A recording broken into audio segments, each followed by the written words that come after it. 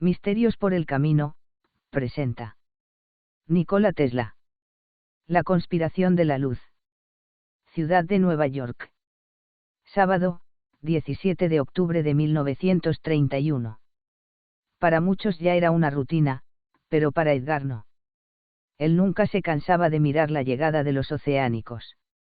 La Terminal Internacional de Nueva York, situada al sur de Manhattan, era una maravillosa llanura, en el extremo de una isla plagada de rascacielos, que recortaban su silueta sobre la aurora, una cortina resplandeciente que aquí y allá dejaba asomar alguna solitaria estrella, y que hacía una hora había sustituido a la luz del sol. Justo su momento preferido para ver cómo se aproximaba el gran urso sin alas, que completaba su viaje desde Europa. El oceánico disminuyó su velocidad cuando los rayos locales fueron tomando el relevo, en una maniobra perfectamente coordinada, al gran atractor que lo había guiado sobre el Atlántico, sin sobresaltos y con la misma precisión con la que un rail habría conducido a un tren, en un viaje que en tan solo 9 horas lo había traído desde Alemania. Edgar lo veía a través del gran ventanal, donde el resto de mensajeros esperaba el descenso del Urso, de cuya superficie se fue borrando el reflejo de la aurora, cubierto ahora por el brillante resplandor de los focos de la dársena. Y, una vez más, contempló maravillado la secreta genialidad de su forma lisa y alargada, sin rastro de soldadura alguna, como si hubiese sido concebida de una sola pieza en un astillero de otro mundo. El joven lo sabía todo sobre aquel aparato. En realidad, lo sabía todo sobre cualquier ingenio que volara. Incluso se había atrevido con algunos volúmenes destinados a los estudiantes de ingeniería aérea, por más que una y otra vez tropezara con unas matemáticas demasiado avanzadas para sus 19 años. Pero, aún así, sentía un especial deleite en el esfuerzo de desentrañar aquellas largas filas de números y fórmulas aparentemente sin sentido. Le gustaba pensar que, como los arqueólogos que se enfrentan a una tablilla escrita en un alfabeto incomprensible, aquí y allá aparecerían retazos de significado que le permitirían abrir una estrecha rendija por la que acceder al resto de contenido. Tal vez se engañaba. Hacía 10 años, desde la muerte de su padre, que había tenido que dejar los estudios para ponerse a trabajar. Pero eso no le hacía renunciar a sus ilusiones, y en aquel momento éstas se concretaban en un firme objetivo: entrar al año siguiente en la Aeroescuela Superior. Sería difícil, una auténtica proeza, compatibilizarlo con las 10 horas diarias de trabajo como mensajero. Pero estaba convencido de que lo lograría. Sin ser consciente de ello, sus ojos se entrecerraron mientras seguían el descenso de la nave silenciosa, tanto que un ciego apenas notaría una leve brisa de aire provocada a su paso. Y también su mano derecha se cerró con fuerza algo excesiva sobre el papel que sujetaba. Pensar en lo que quería ser se había convertido en una reflexión permanente, y cada fibra de su cuerpo respondía ante él. Edgar volvió a contemplar divertido cómo el aparato parecía convertirse en un gigantesco insecto al aproximarse hacia el suelo. 6 patas surgieron de su vientre y buscaron los anclajes que lo fijaron de forma definitiva a la aeropista. Allí lo esperaban otros como él. Edgar había contado hasta 6 oceánicos que en aquel momento se encontraban en alguna de las fases de despegue, aterrizaje o avituallamiento. No en vano, Nueva York era ya, junto con Londres, París y Berlín, la principal terminal del esquema aéreo de la red mundial. De hecho, y aunque solo contaba con una década de vida, ya había planes para construir una ampliación al otro lado del río, en Governor's Island, mientras que Nueva Delhi estaba a punto de arrebatar a todas las demás la preeminencia. Gran Bretaña había tomado como objetivo estratégico la extensión de su propia red a lo largo de todo su imperio, lo que supondría que, en el plazo de tan solo 20 años, 2/3 del planeta serían accesibles desde el aire. La velocidad con la que la nueva tecnología se extendía era prodigiosa.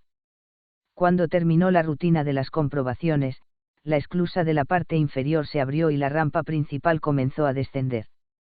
En un costado se abrió otra, la destinada a los pasajeros de clase A, mientras que en la trasera la gran compuerta de mercancías se dejó oír con un poderoso ruido metálico. A través de las filas de redondas ventanillas que puntuaban la lisa superficie cerca del vientre del aparato, Edgar pudo entrever las sombras de los pasajeros de las clases B y C que buscaban la salida para dirigirse luego a los grandes terrestres sin asientos que les transportarían hasta la aduana general de Castle Garden. Mientras, los elegantes automóviles con chofer acudían a recoger a los privilegiados de la clase A2. Tan cerca de la pista de aterrizaje no estaba permitido el acceso a los aéreos. Pero eso no era problema para aquella selección de hombres de negocios, estrellas del cine y deportistas, aristócratas y miembros de la élite. Sus flotas personales contaban con vehículos de todo tipo, aptos para cualquier situación. Varios autómatas, poco más que unas grúas con ruedas, se colocaron en la parte trasera del gigante para extraer la carga que llenaba su vientre. Había llegado el momento de dirigirse al muelle de mercancías. La megafonía anunció la puerta en la que se procedería a la entrega de los paquetes. Cuando la voz femenina pronunció el código que correspondía al esperado por Edgar, este echó a andar por el gran pasillo en la dirección indicada. Cuando llegó, una mujer con el uniforme de la compañía Transair Incorporated procedió a examinar su documentación con el detalle de una restauradora de papiros antiguos. A Edgar no le costó nada imaginársela unos centenares de metros más allá, en el edificio de Castle Garden, aplicando un exhaustivo examen a los inmigrantes procedentes del otro lado del Atlántico. Era antipática, fea y desagradable, y Edgar tuvo buen cuidado en evitar que nada de lo que pasaba por su cabeza trascendiera a su rostro. Tenía la suficiente experiencia como para saber que, si así lo deseaba ella, podría encontrar 1001 excusas para retenerle el tiempo que quisiera, e incluso buscar defectos de forma que invalidaran la entrega del envío. Y eso era algo que no se podía permitir. Se trataba de un transporte especial, enviado en línea directa desde Europa y con entrega inmediata 45 minutos después de que lo tuviera en su poder. Y quien lo esperaba lo necesitaba tanto que no había tenido reparo en pagar el extra por un servicio en fin de semana. No era casual que Edgar se hubiera convertido en el mensajero que más rápidamente había llegado a ganarse la confianza de la Mercury Express, y desde luego no tenía intención de hacerles dudar de su decisión. La guardiana introdujo el formulario en la máquina lectora y lo recogió al salir por la bandeja inferior. Edgar sabía que una copia exacta del papel estaría surgiendo en ese momento de otra máquina igual que aquella, en alguna remota dependencia de la terminal, para ser archivada. Cada vez resultaba más difícil que se extraviara un envío. A Edgar no le había pasado nunca, y pretendía que aquello aún durase mucho tiempo. La mujer le dedicó una mirada inexpresiva, sin interés. Edgar se atrevió a sostenerla, pero era como mirar a una estatua. Un ligero zumbido sonó tras ella y Edgar imaginó que algo pasaba detrás, que la cinta transportadora que acercaba los paquetes hasta el mostrador se volvía loca y que los envíos comenzaban a salir disparados a través del ventanuco por el que aparecían. La mente de Edgar compuso rápidamente una situación de caos, en la que todo el mundo se alteraba y buscaba refugio ante la lluvia de objetos. Todos menos la guardiana, claro, que mantenía clavada la mirada en Edgar, como si no hubiese ocurrido nada. Hasta que un pequeño paquete rectangular la golpeaba por detrás, removía su pelo perfectamente lacado y hacía que, con el impulso, chocara contra el mostrador de. «¿Qué es tan gracioso, chico?». Edgar sintió como si volviese de un sueño. La mujer le seguía mirando, pero el caos había desaparecido. La cinta corría monótona, desganada, y de repente Edgar percibió la impaciencia de los que esperaban tras él. «Nada, señora. Es solo que he recordado algo». Por un instante, Edgar creyó ver un atisbo de expresión en su rostro, algo parecido a un leve fruncimiento del entrecejo, hasta que finalmente bajó la mirada, o más bien la desvió hacia un lado. En el hueco de la pared apareció un paquete del tamaño de una caja de zapatos, envuelto con el reglamentario papel de estraza, atado con cuerda y con los correspondientes sellos y matasellos. Cuando la mujer lo puso sobre el mostrador, Edgar abandonó su quietud y se acercó para comprobar que los datos del destinatario estaban bien. Señor Alfred Saulny. Metropolitan Lifetover, piso 23, despacho 23-16 Nueva York. ¿Es correcto?, preguntó la mujer sin la más leve sonrisa, con un tono que exigía que se le contestara de manera inmediata. Sí, señora. Bien. Firma aquí. Edgar cogió la tableta de madera y firmó la entrega sobre el papel sujeto con una pinza. A continuación, agarró el paquete y con un «gracias», que apenas resultó audible, echó a andar con paso ligero hacia la escalera mecánica que llevaba a la azotea, donde se encontraba el aparcamiento especial para aéreos. El envío pesaba mucho menos de lo que podía esperarse por su tamaño, y no parecía contener un objeto muy grande. En todo caso, iba extraordinariamente bien protegido. Por un momento, se permitió especular sobre qué sería aquello que había venido con tanta premura desde Europa, aunque tal vez fuese solamente un complemento de moda para la esposa de algún alto directivo de Metlife. En realidad, no importaba demasiado. Fuera lo que fuera, solo quedaban 15 minutos para la entrega. Y si fallaba, no solo perdería la prima, sino que la misma Mercury quedaría en entredicho. Algo que Tim le haría pagar con creces. La competencia era brutal. Echó a correr de manera tan repentina que apenas vio al hombre al que, en su carrera, atropelló haciéndole saltar el sombrero. Casi no le dio tiempo a murmurar una ininteligible disculpa antes de seguir corriendo por el transitado vestíbulo, alejándose del gran ventanal donde podría pasarse horas soñando con estar al otro lado, sobre la pista, al mando de uno de aquellos hermosos aparatos.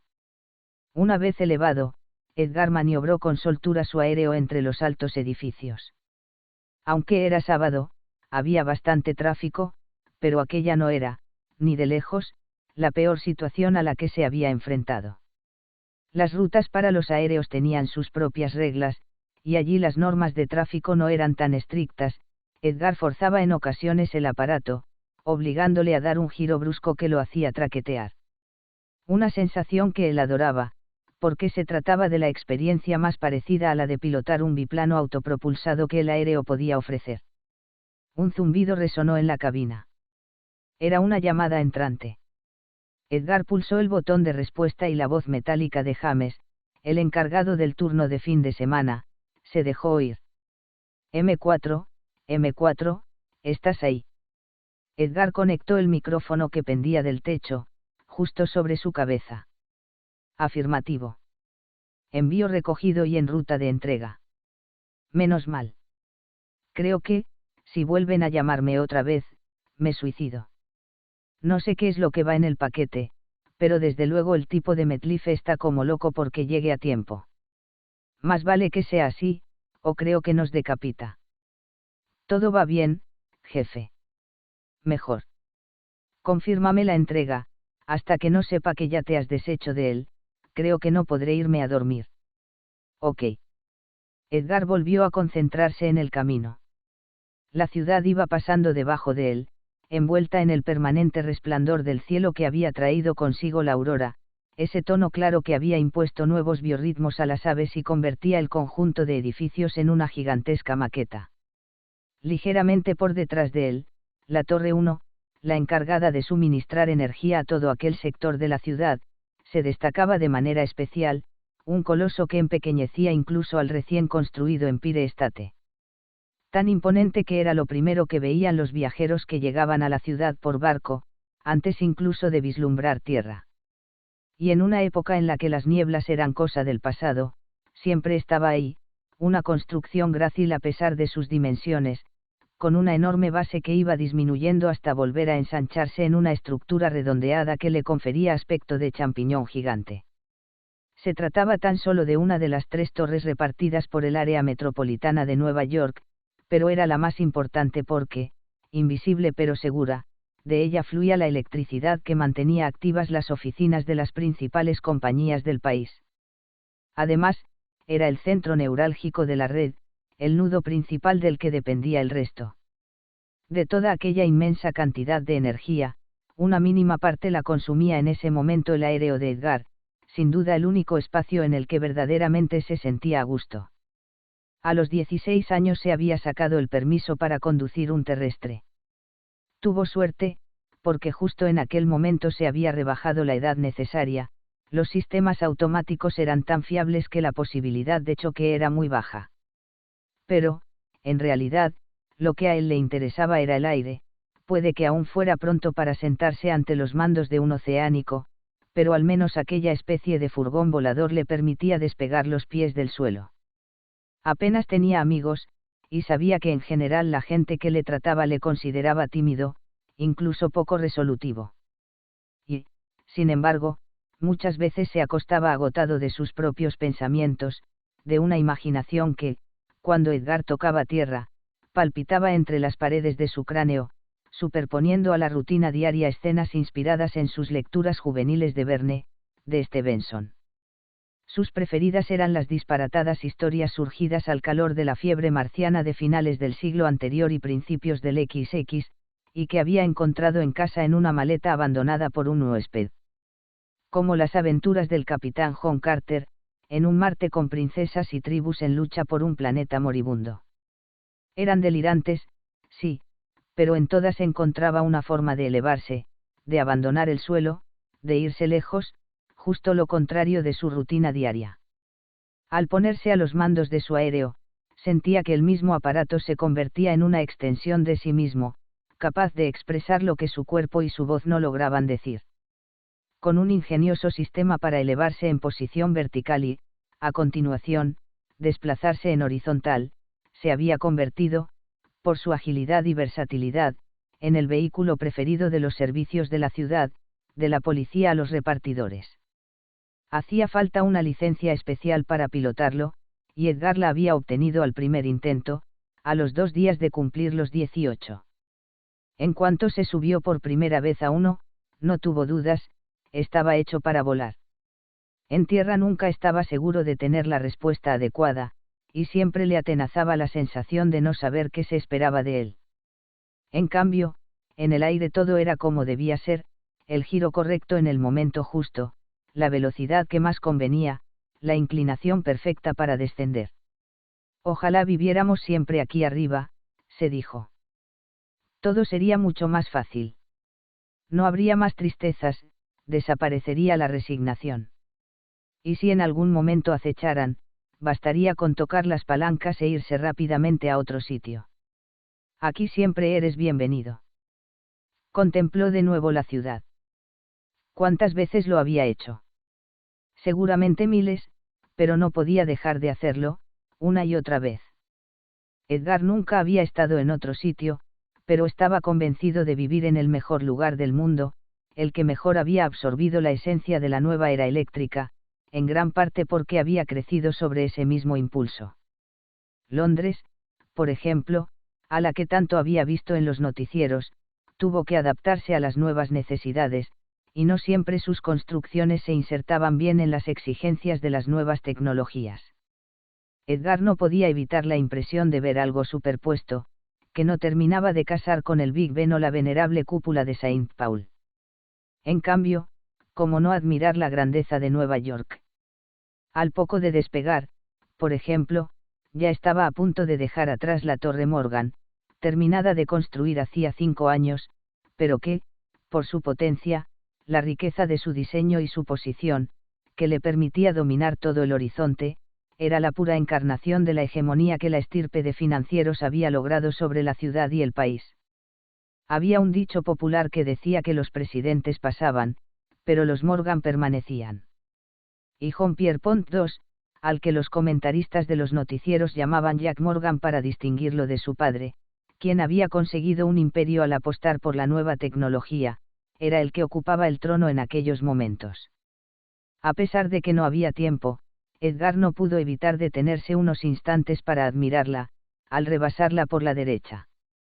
Estaba tan cerca que podía distinguir los detalles del diseño que había marcado un antes y un después en la historia de la arquitectura, con toques modernistas y unas formas de ensueño que parecían lanzarse hacia arriba y que delataban la huella de Gaudí, el arquitecto español que mejor había entendido el Nuevo Mundo. Si hubiese tenido la oportunidad de hacer una maniobra de acercamiento desde arriba, quizá habría podido entrever alguna de las máquinas que los neoyorquinos conocían de sobra por haberlas visto sobrevolarles, imponentes. Y quizá, con suerte, habría podido cruzarse con el Corsario, el flamante gran vehículo del dueño de la firma, capaz de desplazarse hasta la otra punta del globo. Pero ahora lo inmediato era llegar a Park Avenue.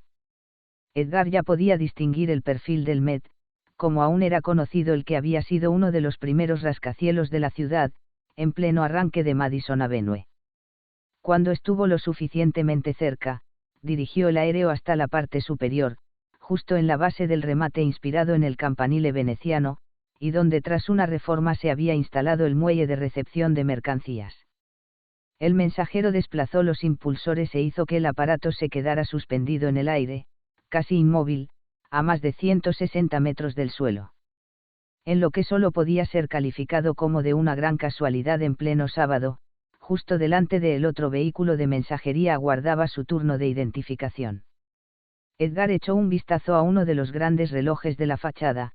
Quedaban 5 minutos para el final del plazo, esta no iba a ser su primera mancha en el expediente. Volvió a mirar el paquete que reposaba en el asiento del copiloto, y de nuevo jugó a adivinar su contenido. No parecía muy probable que un ejecutivo de una aseguradora pudiese estar involucrado en una trama de espionaje, pero quién sabe. Al fin y al cabo, como bien había aprendido en los libros, todo era posible. Y más en unos tiempos en los que el cambio había sido vertiginoso, a Edgar le parecía increíble lo que le contaba su madre de cuando era niña, historias de un mundo donde las comunicaciones inalámbricas simplemente eran inimaginables y donde no es que al hombre le estuviese prácticamente vedado desplazarse por el aire, sino que ni siquiera los coches eléctricos, la lógica evolución de los viejos vehículos de tracción animal, existían. A veces, como en aquel momento, suspendido sobre las calles de Nueva York, con todo aquel despliegue de logros a sus pies, intentaba imaginarse cómo sería vivir en aquellos tiempos en los que, por ejemplo, cruzar el Atlántico, como habían hecho sus padres en 1913, suponía pasar un periodo de tiempo indecible confinado en un gigantesco barco impulsado por sucio carbón que, con gran dificultad, conseguía llegar a destino. Nada que ver con la actualidad, cuando la tupida red mundial de torres había establecido un sistema invisible de guías que cientos, miles de vehículos aéreos, terrestres y marinos de todas las clases y tamaños seguían de manera constante y segura. Si quisiera, y si pudiera pagárselo, claro, su madre podría levantarse por la mañana en Nueva York y cenar en una aldea del condado de Bedford, donde aún vivía gran parte de su familia. A Edgar le había fascinado leer en el Post que Guillén de Lampart, el aventurero del siglo XVII que inspiró el personaje del zorro, protagonista de uno de los seriales de mayor éxito, había nacido también allí. Edgar la había acribillado a preguntas, pero lo único que consiguió de ella como respuesta fue: cuando yo era niña, lo que rezabas era para no tener aventuras. Sobre todo, con los ingleses. Aquello puso fin inmediato a la conversación. La radio de su vehículo se activó justo en el momento en el que el aéreo que le antecedía comenzaba a acercarse al muelle. Una voz femenina se oyó en la cabina del vehículo. Identifique compañía, vehículo y piloto, por favor. Mercury Express, mensajero número M4. ID del vehículo 5659, FGG. Entrega para. Traigo un envío continental para el señor Alfred Saulny, despacho 23-16. Hubo un silencio momentáneo. Finalmente, la misma voz femenina y metálica le contestó: muy bien. Continúe. Con un leve gesto de la mano, Edgar hizo que el aéreo dejara de mecerse en el aire y comenzó la maniobra de acercamiento hacia el muelle. Cuando se hubo posado, cogió el paquete y salió. Por el camino, intercambió un saludo con el mensajero anterior, de la New Jersey Rapid, que regresaba ya a su vehículo. Un vigilante con cara de aburrimiento le esperaba al otro lado de una ventanilla con un hueco giratorio para la entrega de los paquetes. Seguramente, aquella coincidencia de dos mensajeros sería el momento más emocionante de toda la jornada sabatina. A su lado, un televisor mostraba la figura de un hombre que estaba contando algo a la cámara. Tras él, podía distinguirse la silueta de una casa que conocía muy bien, aunque nunca hubiese puesto el pie en ella. De hecho, era muy probable que en aquel momento ningún otro lugar fuera más conocido en Norteamérica y gran parte del mundo desde que se había convertido en fondo recurrente de las emisiones televisivas. ¿Cómo va?, le preguntó al hombre, señalando con la cabeza el aparato. ¿Hay alguna novedad? Dicen que no pasará de esta noche, respondió cuando acabó de firmar la entrega, echando una mirada al televisor. Ojalá sea así. Nadie se merece una agonía tan larga. Me pregunto de qué le han servido todos sus inventos si al final resulta que va a morirse como todos. Según su máxima de permanecer en silencio y no contradecir a quien pudiera causarle problemas en el trabajo, Edgar debería haberse ahorrado la respuesta. Pero esto era demasiado. ¿Cómo puede decir eso? Si Edison no hubiese creado todos los maravillosos inventos que salieron de su laboratorio de Menlo Park, usted no tendría trabajo. Yo no tendría trabajo. Ni siquiera podría estar ahí opinando sobre su enfermedad, porque no tendría televisión ni forma de enterarse hasta que no lo publicara un periódico. Él no es como todos los demás. El hombre se le quedó mirando, perplejo, sorprendido porque ese chico de aspecto timorato hubiese tenido una reacción tan acalorada ante algo que, en el fondo, ni le iba ni le venía. Al vigilante, en realidad, le fastidiaba que con motivo de las conexiones y reportajes constantes dedicados a la agonía del inventor hubiesen removido casi toda la programación, dejándole sin los seriales, las películas, los concursos y los musicales que tanto le ayudaban a aligerar las largas horas del fin de semana. Por un momento, el hombre pensó en contestarle algo, incluso en hacer volver al impertinente mensajero por donde había venido, pero se contuvo. A pesar de todo, era consciente de que Thomas Alva Edison era el héroe nacional, la figura que todos adoraban, el responsable de toda la tecnología que había transformado Estados Unidos, y que ahora estaba cambiando el mundo. Seguramente, en aquel preciso instante miles de neoyorquinos estarían comentando, en sus casas, en los trabajos, en los mercados y en los bares, con conocidos o desconocidos, las últimas noticias sobre la evolución de su enfermedad como si fuesen verdaderos miembros de su familia. Y es que, para la mayoría, era como si se estuviera muriendo alguien cercano, porque muchos habían crecido mecidos por el relato heroico de cómo había creado tantos inventos a partir de la fundacional bombilla. Desde que hacía semanas su salud había empeorado, todas las cadenas, empezando por la todopoderosa RCA, habían instalado sus puestos permanentes en West Orange, a la espera del fatal desenlace. Y, ante la falta de verdaderas noticias, habían procedido a hacer un prolijo repaso de la biografía del genio. Casi se había convertido en una competición entre los norteamericanos de mostrar quién sabía el mayor número de detalles de la vida de Edison, su infancia, sus inicios en la telegrafía, la invención del gramófono y la noche memorable en que consiguió que su bombilla permaneciera encendida durante 48 horas seguidas y a partir de ahí, 4 décadas de maravillas, la corriente alterna, los motores eléctricos, la transmisión inalámbrica, la radio, en colaboración con Marconi, la televisión, los oceánicos, la red mundial. Sí, se iba a morir, como todos. Pero la diferencia es que lo haría como nadie hasta entonces en toda la historia de la humanidad, con los ojos de los habitantes de la Tierra fijos en él, sufriendo con su mujer y sus hijos, sintiéndose abandonados porque ya nunca más estaría ahí el hombre que siempre encontraba la respuesta adecuada para cada desafío. Y eso era lo que aquel tipo aburrido que hacía un trabajo rutinario que a nadie importaba no podría entender, aunque pasaran 1000 años. El hombre solo dejó escapar un gruñido mientras ponía el sello en el albarán de entrega. Se lo tendió a Edgar mientras clavaba sus ojos en él. Largo, fue lo único que dijo. Edgar, sorprendido aún de su arranque, no rechistó esta vez. Cogió el papel y retrocedió, no sin antes volver a mirar de reojo la pantalla, sintiendo de nuevo la punzada de tristeza que le producía saber que, dentro de aquella casa, quien tanto admiraba se estaba muriendo. 30 segundos después, abandonaba el edificio a bordo de su aéreo y ponía rumbo hacia el Bajo Manhattan. Tecleó el número de la oficina. Entregado el paquete, jefe. Vale, perfecto.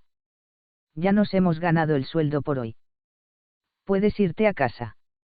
Recibido. Hasta mañana.